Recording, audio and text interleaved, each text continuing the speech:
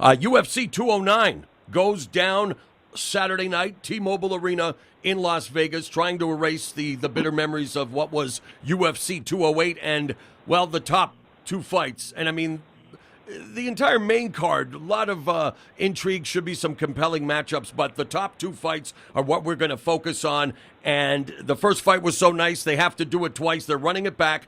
Tyron Woodley defending the welterweight title that he won from Robbie Lawler against the man who he faced in his last fight at UFC 205, that being Stephen Wonderboy Thompson. Remember what happened the first time around, boss, in terms of the announcement. They announced that Woodley had won. Instead, it was a majority draw. A lot of people thought Woodley should have been given the decision, but it was a close fight, boss. And what do you take away from their first fight that helps you preview the rematch? Okay, so let me, the way I broke it down, I was thinking about that. Woodley took Thompson down on the first roundhouse kick. You know, boom, that Wonderboy made. So when Thompson leans a little bit forward, just a tad, he will kick with his back leg. When he leans more backwards, he kicks with the front leg, and then he does all these crazy kicks. Also, when he leans forward a little bit, he will use his hands.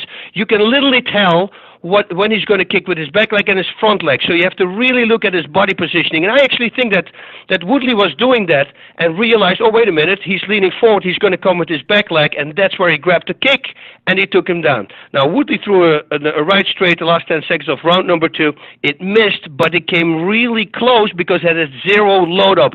So Woodley needs to do that all the time. Don't load up, don't be angry, just punch from where the fist is. And I know everybody will say, yeah, but it's logic. No, it's not. When you're angry, you know, you'll start loading up. Now, Woodley also needs to start with straights to the body and add low kicks. The thing is, he needs to look at Thompson's face and then hit the body, because Wonderboy will lean back on straight punches. And if he does that while looking him dead in the eye, but then go for the body, oh man, that body shot is going to connect, because Wonderboy is going to lean backwards, and he can't really flex. Now, he can also really flex his front leg if he leans back, and that's why I say give a straight to the body and then add a low kick, because if you hit a leg while the muscle is relaxed and while they can't flex, it's about 10 times more impact. It will have 10 times more impact than when they flex. It's a completely different thing. In my last fight, when I moved backwards and I kicked with a low kick, I felt my shin hitting his bone, his thigh bone. So I knew that he wasn't flexing,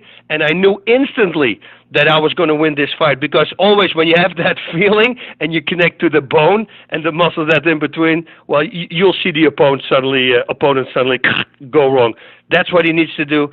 Straight to the body with a low kick. It's a weird combination, works really well. When Thompson kicks, Woodley needs to block and shoot in immediately, because every time when he stays there and he doesn't do anything, then you give Thompson space and he can still connect with other shots that he's going to throw. Another thing that Woodley should have learned from the first meeting is that when he attacks with his hands, he gets countered, but the counter is one power shot. You can anticipate this. So throw a jab, expect a right hand counter, and counter that counter. I just talked about that in the boxing match as well against Thurman. He should have also learned that when he presses Thompson, he's going to do really well. So push the fight. Don't respect Woodley striking too much. I know it's really great, but if you respect it too much, you give yourself no chance. Just go in, because as soon when he connected that one big shot, you know, suddenly Woodley started doing much better against Wonderboy, while he also pressed him up with his back against the fence. Oh, and instead of countering with strikes, you can also shoot for a takedown, of course. You don't have to counter with a right straight counter. Instead of throwing a right straight, you can make a combination. Throw a right straight as a distraction and right away shoot in for a takedown. Pushing the fight, again, is the best thing for the champ to do.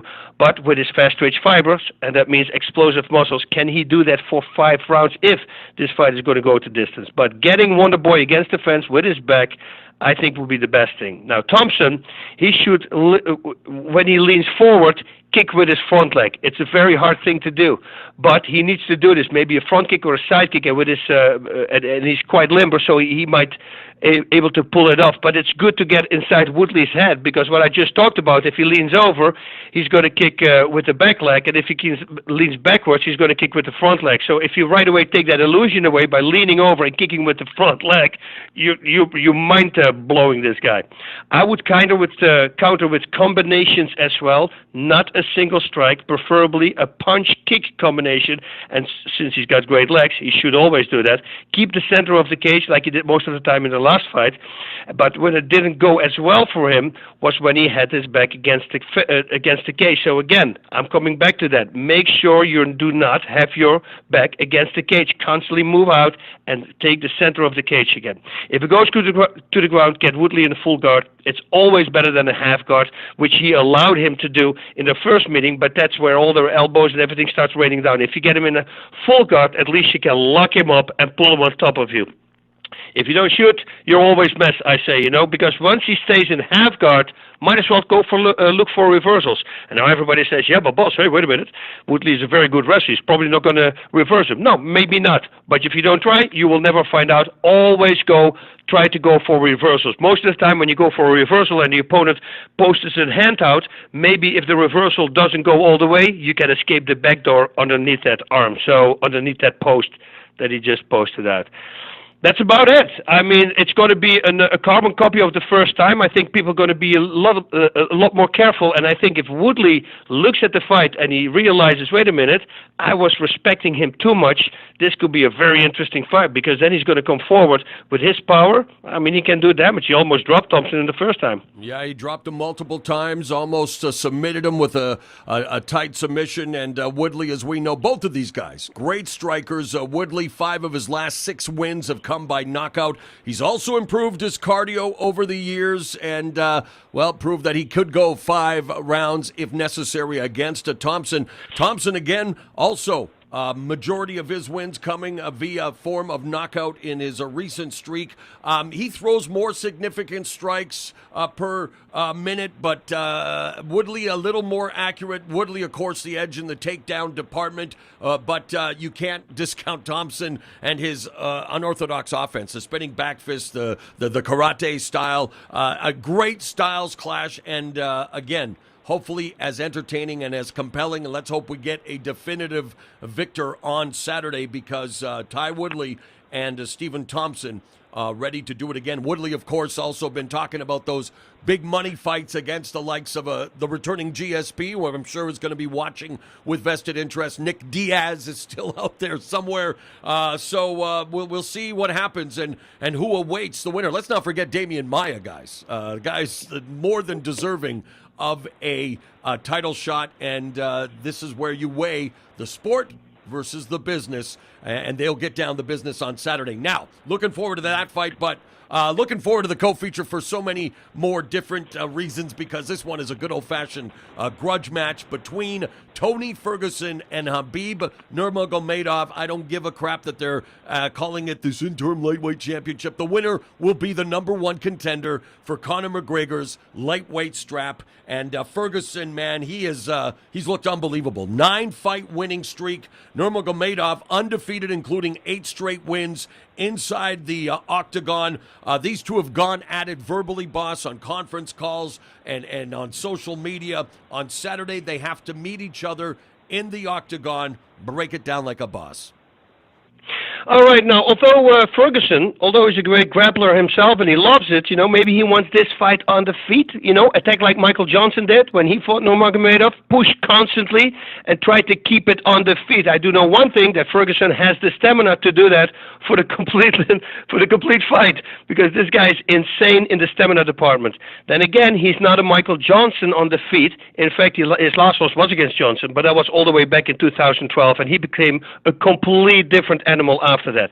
Now, if it does go to the ground and Habib has a side mount, make sure your arm closest to your hip doesn't get caught in a crucifix, because that is his go-to move, and try to escape the back door once he starts using elbows. This is important. Once he is a side mount, try to use a backdoor escape. Other people try different escapes. Try to use a backdoor escape. That would be where I think that might work.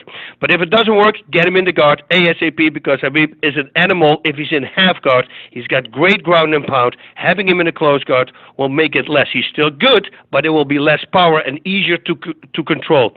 Now, when Khabib is on top in half guard, he also tries to lock up one arm behind your back and unload with the other hand. Be aware of this as well, since he will try to do this 100% certain in every fight you see him doing this. Nurmagomedov, this is going to be very interesting to see because both these fighters like to come forward, and both are kind of the same. Both have equal wins by knockout and submission. Both love the ground, but what we do know with Nurmagomedov, he really loves the ground. I love to find out whose wrestling is better and gets the top position. Or, because both these guys like to grapple, is this going to be a standing fight? Sometimes we see that, right? If people expect that this is going to be a ground fight, suddenly there's an ego match going on the feet. I don't know. I don't need to tell Khabib to watch out for the Bravo choke, because that's his go-to move also here from Ferguson. It's going to be hard, but I don't think that I don't think that I have seen Khabib ever on his back. I mean, this guy always has top position, and if he's on his back, well, it's going to be very momentarily because he's got great reversals. Then again, my memory is not that super. This is going to be a crazy fight, man. I think in this particular weight class, both these guys have the best stamina. And I think that is going to make it. And saying that at 155 is the weirdest thing to see. If you Rafael dos Anjos, all these other guys, they have insane stamina. But these guys here, they take stamina to a next level. So that's why I think it's going to be either it's going to be like in the second round. I don't see this as a first round fight. I see a second or third round if it goes for a knockout or a submission. But it might go the distance actually because both are tough.